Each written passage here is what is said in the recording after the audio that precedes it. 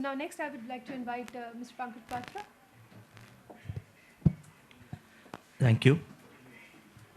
Good morning, everyone. I think Reggie already gave you a brief of the Indian structure, the structure of the power sector in India. I'll just add to some of this. So besides what he said about the distribution companies, the generating companies that we have, and the government, there is also the regulators. We have a federal system, so we have the central and state regulators. The central jurisdiction is for interstate matters, and the state regulators are for the state matters. So a lot of the smart grid regulations would actually come from the state. So the state, there was a committee which was formed to make model smart grid regulations for the states, for the forum of regulators, which is a association of all the regulators, the state and the center. And this was put, and now some of the states have adopted these regulations, and some are in the process of adopting these smart grid regulations. They're on the website of the forum of regulators. If you anybody can see that. Besides that, also we have the transmission utility for interstate transmission, which is Power Grid Corporation. There is also there's also a research institute which is called Central Power Research Institute, and there is also a training institute in India in the power sector, which is called National Power Training Institute. So I just thought I'll complete the picture for all this. There are, Reggie already said that you had certain pilots, there are 14 pilots initially which were made for implementation by the distribution companies, and most of the pilots which people chose were installation of smart meters with the intention of reducing the, as he said, AT&C losses, which is aggregate technical and commercial losses.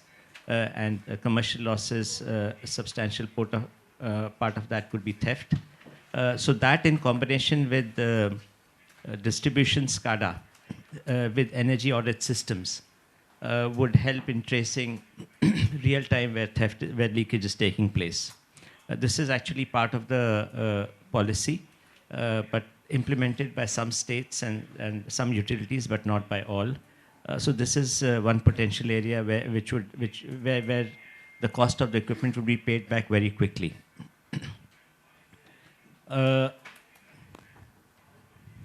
In the policy side, the government of India has, as you already know, going for a lot of renewables, which is 175,000 megawatts by 2022, out of which about 80,000 megawatts is already installed. And most of it is wind and solar.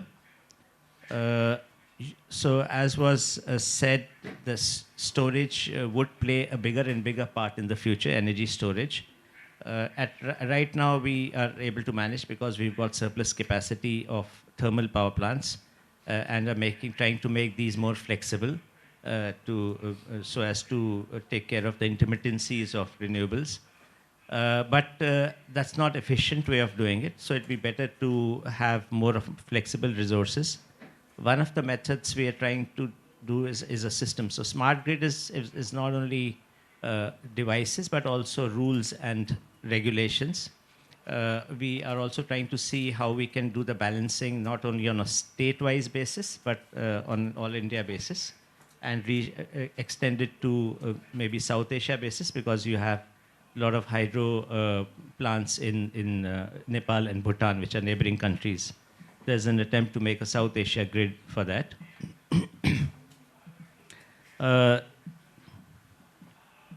Electric vehicles is another policy initiative of the Government of India, where they intend to have substantial electric vehicles. There were different targets. One of them was 30% of the electric vehicles after 2030 would be, I mean, the composition would be around 30% electric vehicles. But these targets, nonetheless, there are a lot of things going on in the ground level, because a number of electric vehicle models are coming out this year by various companies, because people see ground level work being done in terms of installing charging stations. He already talked about three-wheelers, which is actually came up as an informal market, imported or made by local people, but not mostly using lead-acid batteries. However, that's a start, and many people saw the benefit of using batteries, and now, of course, some of the new ones are coming out with the lithium-ion batteries. There are about, I think, 3,000 charging stations to be installed in various cities in India, given to 3 different agencies. So I think by the end of this year, you'll have quite a lot of these charging stations.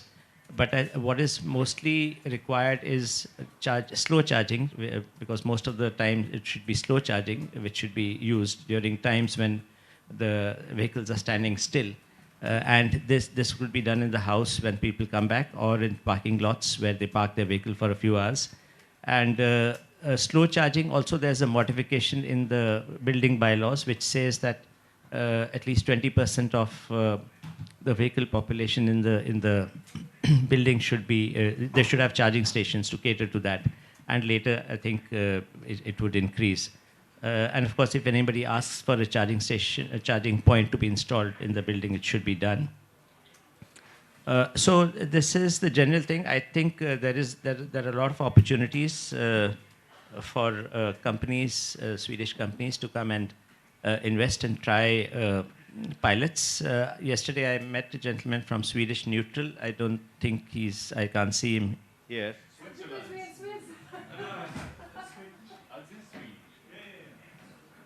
Yeah, it's Swedish. But I'm sorry. Okay. Okay. Okay, right. So there's something of innovation there, but I'm sure there is innovation here.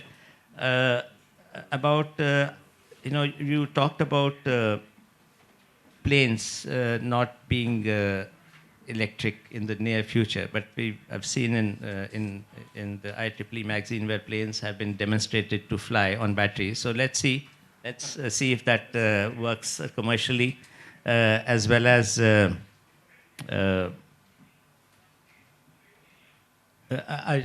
course now in our country there's growing demand at the rate of it was growing earlier at about 6%, but now it's going around 5% each year. So there's a lot of scope for us to plan in a way where we go for renewables in the future.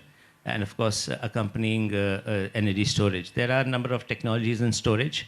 One of them is liquefied air energy storage. I don't know if anybody from here is doing it, but there's a pilot project installed by a UK company. And any other types of innovative storage. It'll be always good to test these, because India would welcome pilots of any technology which is cost effective. So I think that's it. Thank you.